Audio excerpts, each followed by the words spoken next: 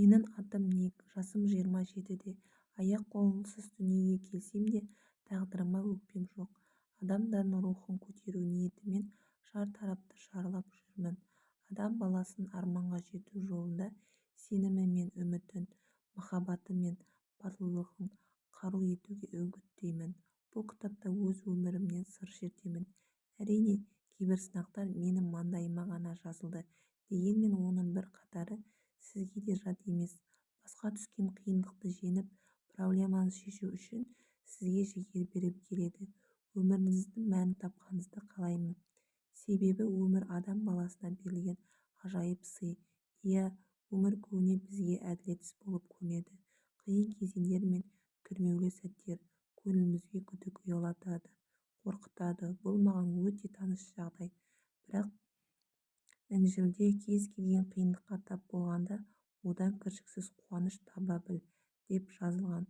Мұны ұғыну үшін маған көп уақыт қажет болды. Енді оны жақсы түсінемін. Өз тәжірибеме сүйене отырып, сізге өмірдегі ең қиыны өзіңізді түсіну және басқаларға қол ұшын беру екенін айтқым келеді.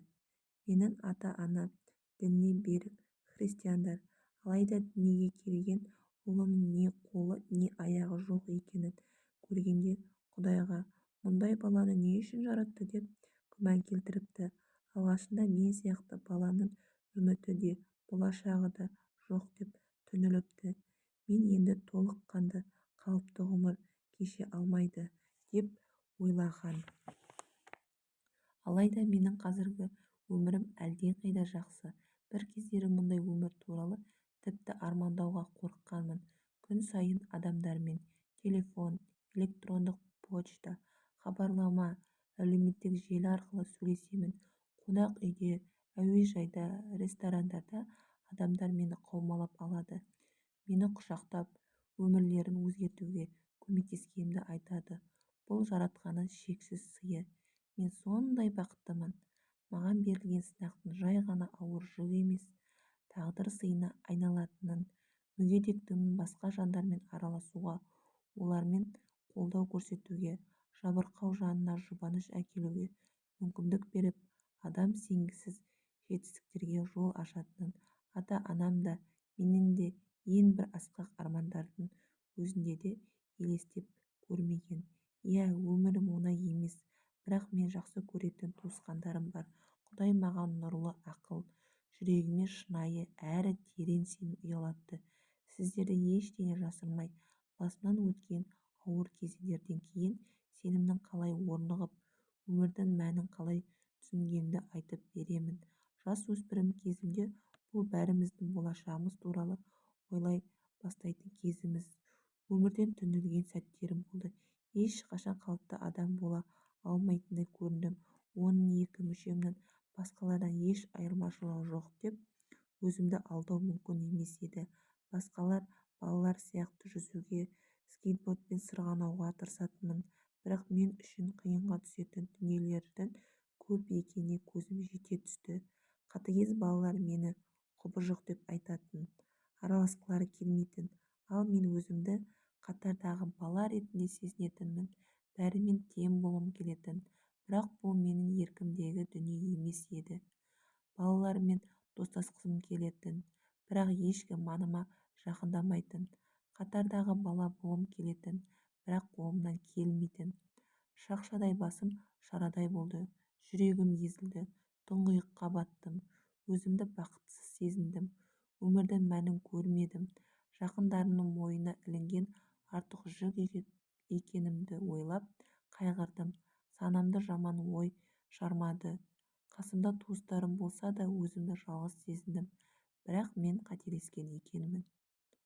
Сұрықсыз балалық шағымда ең көп жақсылықты туыстарымнан көріппін. Бірақ ол кезде мұны түсіндім бе, сезіндім бе? Жоқ. Ол жайында айтсам, білмегенім, түсінбегенім бір кітапқа арқау болар еді. Мен сіздерге тағдыр тәлкегінің екінші жағын көрсеткім келеді. Ол жағын көрсеңіз, бұрынғыдан да мықты әрі табанды боласыз. Өміріңіз өзгеріп, өзіңіз елестете алмайтын бақытқа кенелесіз. Маған берілген сынақтың жай ғана ауыр жүк емес, тағдыр сыйына айналатын, мүгедектігімнен басқа жандармен араласуға, оларға қолдау көрсетуге, жабырқау жанына жұбаныш әкелуге мүмкіндік беріп, адам сенгісіз жетістіктерге жол ашатынын ата-анам да мен де ең бір асқақ армандардың өзінде елестетіп көрмеген едік. Егер бір нәрсені істеуге ниет пен құлшыныс болса, егер сіз сол бір нәрсені Құдай қаласа, онда сіз міндетті түрде мақсатыңызға жетесіз. Бұл өте маңызды. Шынымды айтсам, өзім де бұған көп сене бермейтінмін. Егер ниеттен кездесулерімді көрсеңіз, мені қуаттандырып тұрған бақыт ұзақ жолда нәтижесі екенін байқайсыз.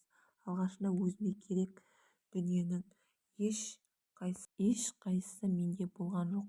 Бойымда жоқ қасиеттерді менен біртіндеп жинадым. Маған шектеусіз өмір сүру үшін мыналар қажет еді: өмірдің мәнін кәміл түсіну, шексіз үміт, Құдайға және оның шексіз мейіріміне сену, махаббат пен өзіңді бар қалпында қабылдау, өмірге деген оң көзқарас, рух, өзгерістерге дайын болу, жылы жүрек, мүмкіндік іздеу, тәуекелді бағамдай білу және өмірге күле қарау, адамдарға қызмет ету. Кітаптың тарауларында осы тізімді тарқатқанмын. Осы қағидаларды өмірде қолдана алатындай жазуға тырысамын.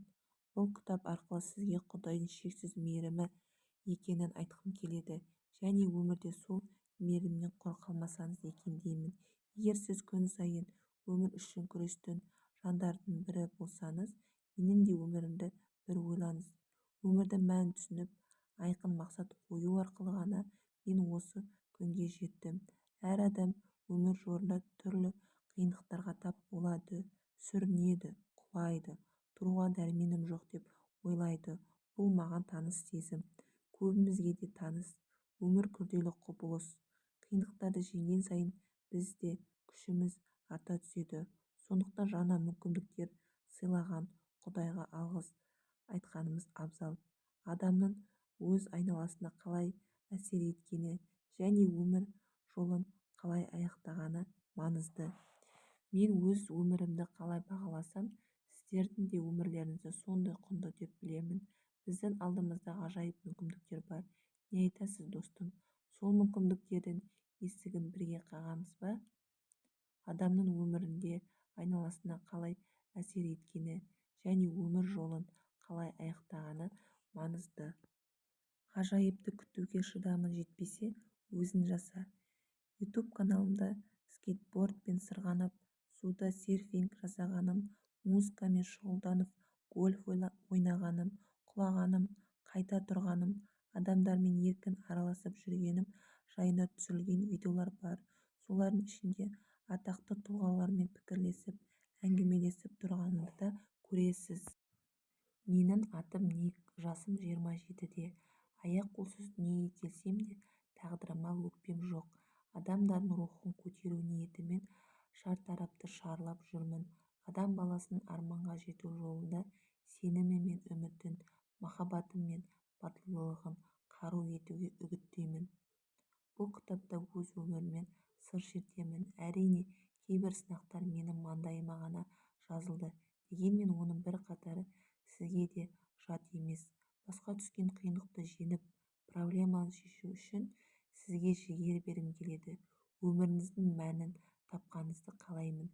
Себебі өмір адам баласына берілген ғажайып сый. Иә, өмір көбіне бізге әділетсіз болып көрінеді. Қиын кезеңдер мен күрмеулі сәттер көңілімізге күдік ұялатады, қорқытады. Бұл маған өте таныс жағдай. Бірақ Інжілде кез келген қиындыққа тап болғанда одан кіршіксіз қуаныш таба біл деп жазылған. Бұны ұғыну үшін маған көп уақыт қажет болды. Енді оны жақсы түсінемін. Өз тәжірибеме сүйене отырып, сізге өмірде ең қиыны өзіңізді түсіну және басқаларға қол ұшын беру екенін айтқым келеді. Менің ата-анам дініне берік христиандар, алайда дүниеге келген ұлының не қолы, не аяғы жоқ екенін көргенде Құдайға, мұндай бала не үшін үшін жаратты деп күмән келтіріпті. Алғашында мен сияқты баланың үміті де болашағы да жоқ деп түңіліпті. Мені енді толыққанды қалыпты ғұмыр кеше алмайды деп ойлаған. Алайда менің қазіргі өмірім әлдеқайда жақсы.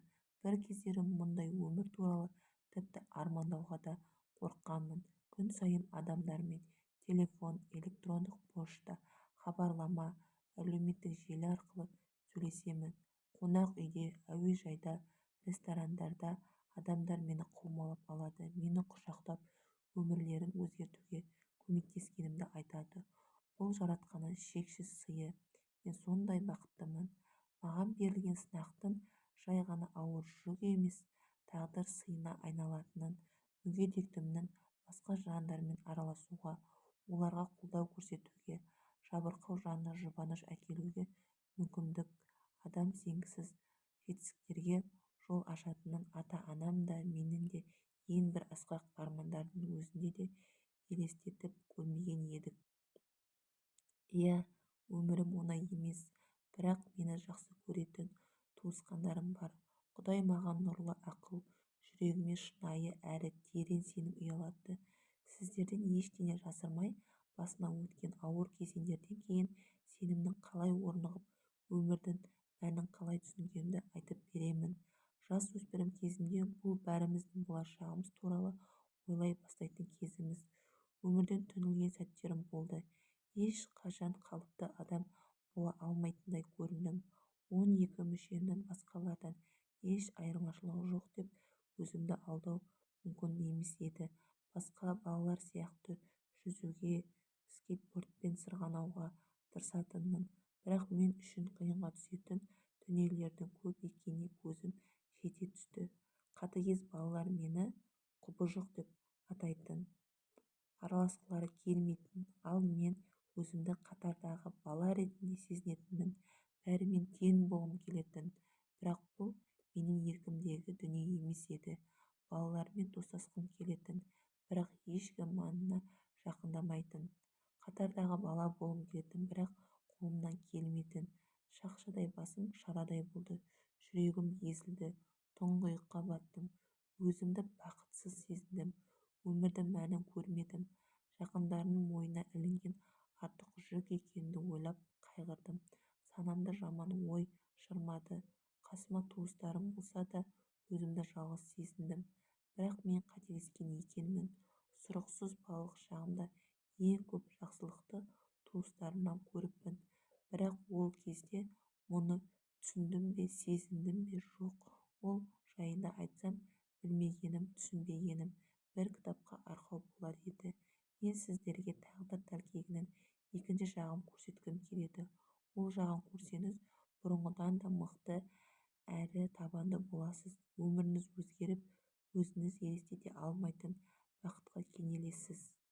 Маған берілген сынақтың жай ғана ауыр жүк емес, тағдыр сыйына айналатын, мүгедектігімнің басқа жандармен араласуға, оларға қолдау көрсетуге, жабырқау жанына жұбаныш әкелу мүмкіндік беріп, адам сенгісіз жетістіктерге жол ашатын ата-анам да менің де ең бір асқақ армандардың өзінде елестетіп көрмеген едік.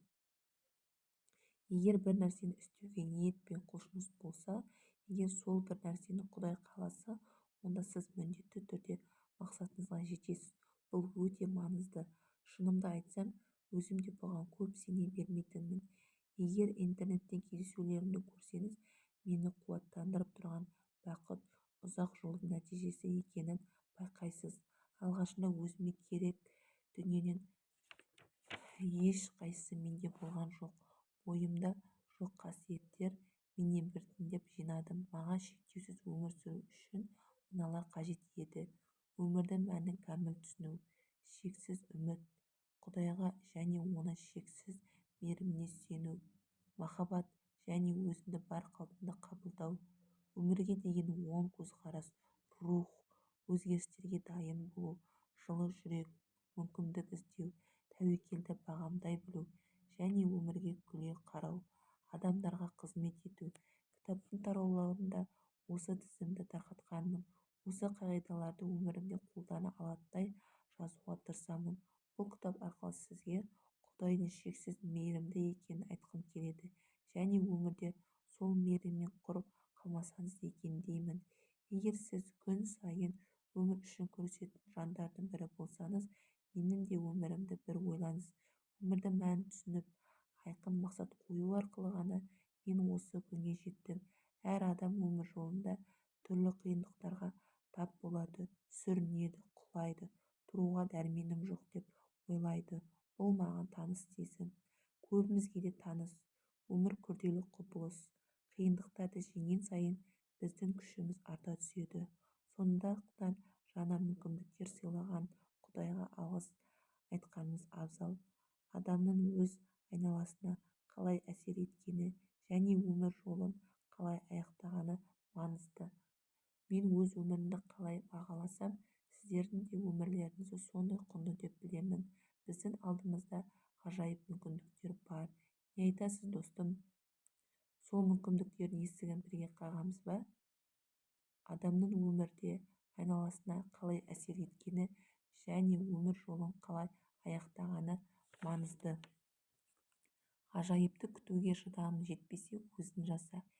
YouTube каналымда скейтбордпен сырғанап, суда серфинг жасағаным, музыкамен шұғылданып, гольф ойнағаным, құлағаным, қайта тұрғаным, адамдармен еркін араласып жүргенім жайында түсірілген видеолар бар. Солардың ішінде атақты тұлғалармен пікірлесіп, әңгімелесіп тұрғанымды да көресіз. Бұл дені сау адамға қарапайым нәрсе болып көрінеді, солай емес пе? Онда неге видеолардың көрілімі миллионнан асады? Себебі мүмкіндігі шектеулі жан болғаныма қарамастан шекарасыз өмір сүріп жүрмін. Жұрт мүгедектерді қайратсыз, ашушаң, тұйық жандар деп ойлайды. Олай ойлайтындарды өзімнің өмір сүру салтыммен таңғалдырғанды ұнатамын. Белсенді, тіпті кейде экстремалды өмір сүремін. Видеоларыма жазылатын жүздеген пікірлердің арасынан жарымжан жігіттің бақытты екенін көргенде ойланып қаламын. Көріксізбін, сүйкімім жоқ, жолым болмады деген секілді жағымсыз ойлар маған қайдан келіп жүр. Аяқ-қолы жоқ мына бейбақ бала өзін сондай бақытты сезінгенде олай ойлауға менің қалай дәтім барады деген жазбалар жиі кездеседі. Ник бақытты болу үшін не істейсің деп те сұрайтындар өте көп. Бәлкім сіз де қандай да бір ішкі мәселені шешу үшін күресіп жүрген шығарсыз. Сол үшін осы сұраққа жалпы жауап бере кетейін. Дене бітіміндегі кемшіліктерге қарамастан кіршіксіз Ник Вуйчич бола алатынымды шын түсінгенде бақыт деген осы екен ғой деп ойладым. Мені Құдай тек маған ғана арналған жоспарларына сәйкес жаратты. Әрине, мен кемелдікке жету үшін өзімді жетілдірудің қажеті жоқ дей алмаймын. Керісінше, жаратушыға және әлемге лайықты қызмет ету үшін барынша кемелдену жолында күш-жігерімді аямаймын. Мен өмірде еш шектеуі жоқ екеніне сенемін. Басыңызға қандай ауыртпалық түссе де, сіздің де дәл солай ойлағаныңызды қалаймын. Осы саяхатымызды бірге бастамас бұрын өзіңізге өзіңіз сызып тастаған шекаралар я басқа адамдар қойған шектеулер туралы бір сәт ойлаңыз. Енді соның бәрі бір демде ғайып болды делік. Өміріңіз қалай өзгерер еді?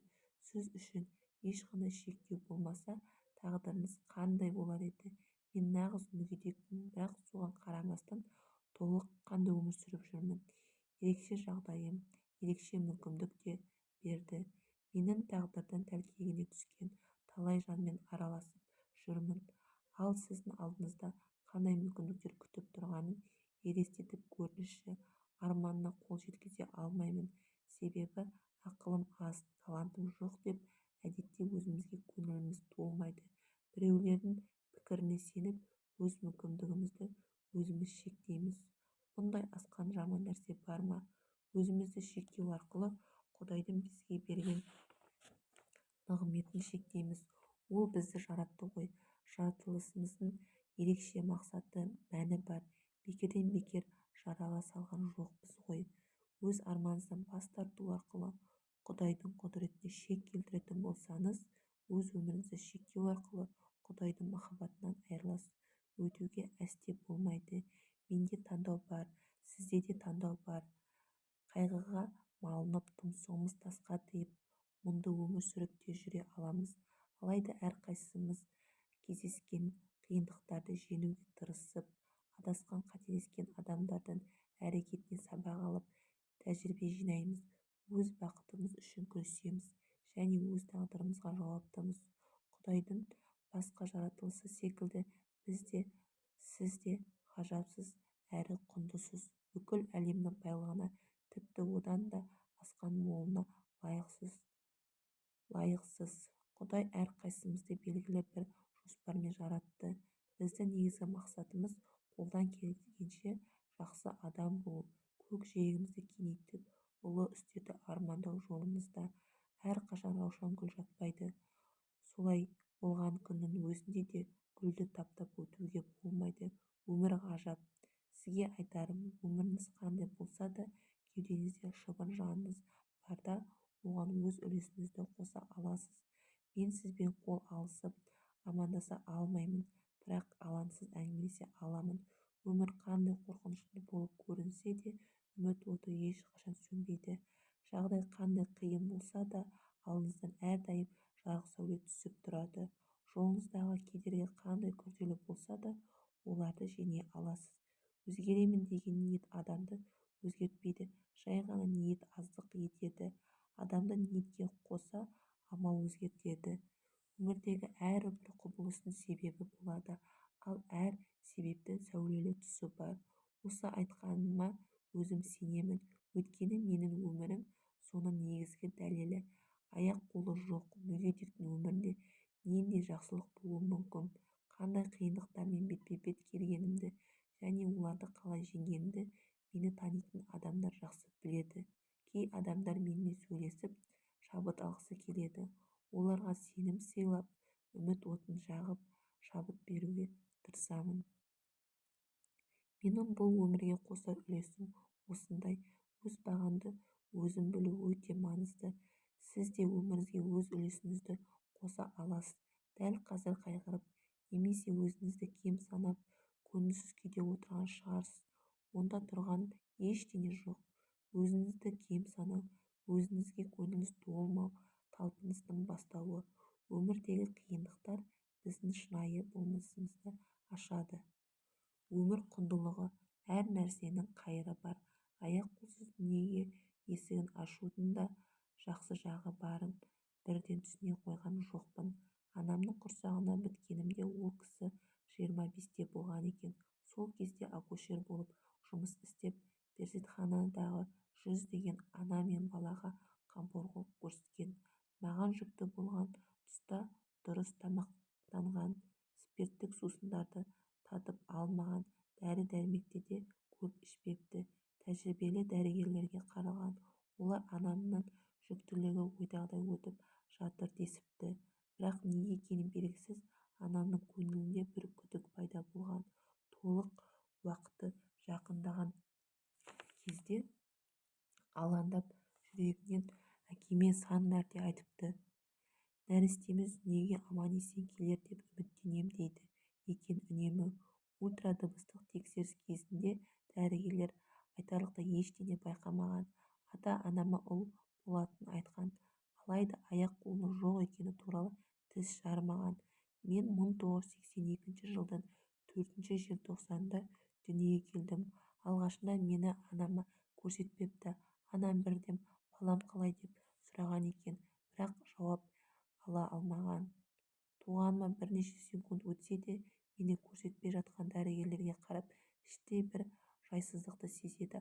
Ал дәрігерлер баланы беруге асықпайды. Педиатрды шақырады. Мені бөлмемнің бір бұрышына апарып, бір-бірімен ақылдаса бастайды. Анам жылаған даусымды естіп, жүрегі тынышталады. Ал менің қолымның жоқ екенін байқаған әкем есеңгіреп қалады.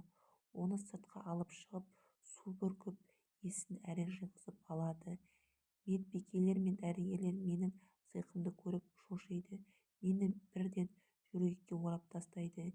Медицина қызметкерлерінің абыржуы түрінен көрген анам, не болды, балама не болғанын айтыңыздаршы деп өтінеді. Дәрігер жауап дейді. Алайда анам да өз айтқанынан қайтпайды. Сол кезде ғана дәрігер фокомелия деген медициналық терминді айтады. Анам бәрін түсіне қояды, бірақ сене алмайды. Фокомелия бұл жарымжандық немесе дене мүшелерінің кемдігі. Бұл кезде әкем дәлізде ештеңе түсіне алмай дел-сал тұрған. Педиатр шығып онымен сөйлеспек болған кезде әкем жылап тұрып: «Ұлыма не болған? Оның шынымен қолы жоқ па?» деп сұрайды. Педиатр қолы да аяғы да жоқ деп бәсең жауап қатады. Әкемнің аяғы дірілдеп, тіл қатпастан орындыққа сылқ ете қалған.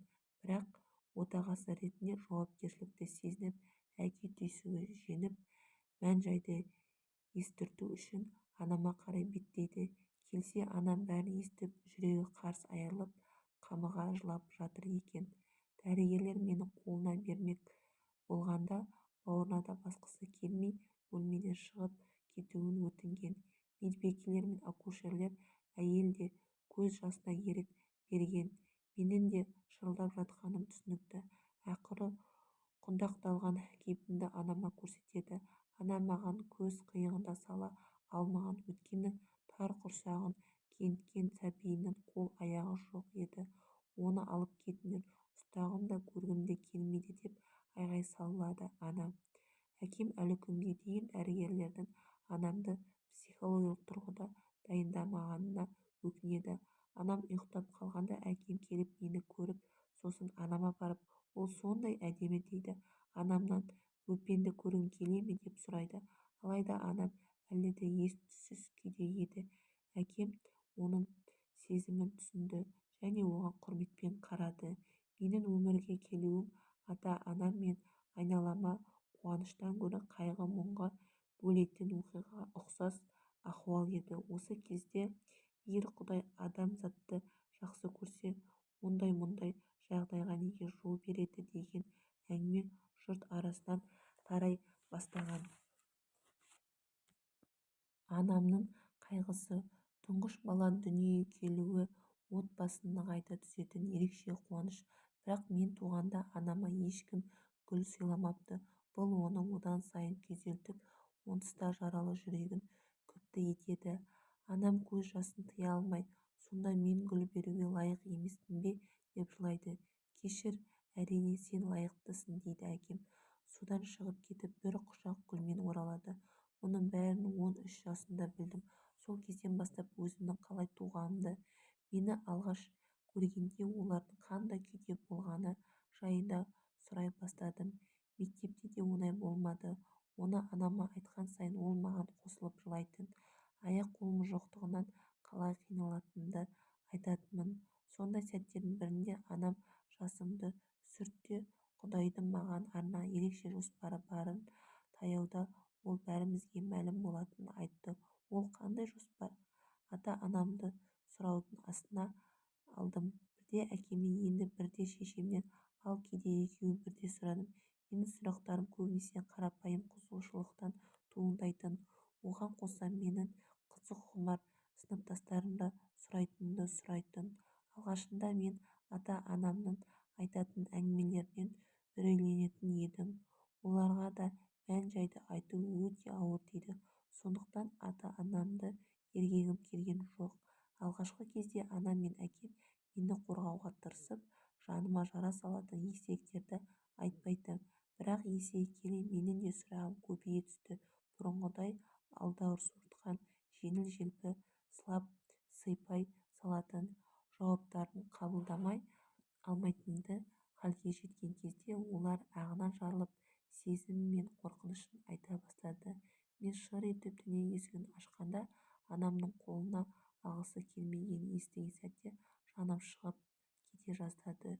Өз ананың сенен бас тартуға дайын болғанын есту қандай ауыр еді. Мен әлбетте мұңайдым. «Өзіңізді менің орныма қойып көріңізші, ешкімге керек емес екеніңізді естіп білу оңай емес». Бірақ мен ата-анамның осы күнге дейін жасаған жақсылықтарын есіме алдым. Мені жақсы көретінін, осы уақытқа дейін алақандарына салып, аялап келе жатқандарына білемін. бар шындықты естіген кезде өзімді анамның орнына қойып көретін жасқа жеткен едім. жүктілігі қалыпты өткен, тек түйсігі ғана бірдеңе дұрыс емес деген белгі берген. Қатты шошып есеңгіреп қалған анамның орнында болсам, мен не істер едім? Олар сияқты бұл қайғымен күресе алар ма едім? Күмәнім бар. Ата-анама осы ойымды айттым. Бұдан кейін де тағы көп естелік айтылды. Бұл әңгімені балалық шақта емес, ес білгенде естігенім дұрыс болды. Оған дейін ата-анамның мені жақсы көретініне көзім әбден жеткен. Біз өзіміздің сезіміміз бен үрейлерімізді бір-бірімізге айта бастадық. Ата-анам Құдайдың маған деген белгілі бір мақсаты барын түсіндірді. Мен өте табанды және батыл бала едім. Ата-анама, ұстаздарым, сыныптастарымның әке-шешелері, өзге де кісілер менің өмір сүруге құлшынысымнан үлгі алып жігерленетінін айтыпты. Ал мен бұл өмірде тек өзімнің ғана қиналып жүрмегенімді, басқаларға да оңай емес екенін түсінетінмін. Бүгін мен әлемнің түкпір-түкпіріне саяхаттап жүрмін. Осы сапар басында небір ауыр тағдырды көремін. Өмірімнің басқаша емес, дәл осылай жазылғанына разымын. Мен өзімдегі жоққа назар аудармаймын. Жаман ауруға душар болған жетім балаларды, зорлық-зомбылыққа тап болған әйелдерді, кедейленген, қарызын төлей алмай абақтыға жабылған адамдарды көріп жүрмін. Бейнет барлық жерде кездеседі, кейде тіпті соны азапқа айналып кетіп жатады. Қандай тақсірет тартса да мойымайтын, еңсесін тік ұстап жүрген жандар баршылық. Мысалы, египеттің астанасы Каирдің шетіндегі қоқыс қаласы атанған елді мекеннен қуаныш көремін деп мүлде ойламаппын. Маншет Насер кварталы қырда орналасқан. Кварталдың аты сол аймақтан шығатын өтетін жер кеніште сасық иіске байланысты қойылса керек. Елу мыңдай халқы бар.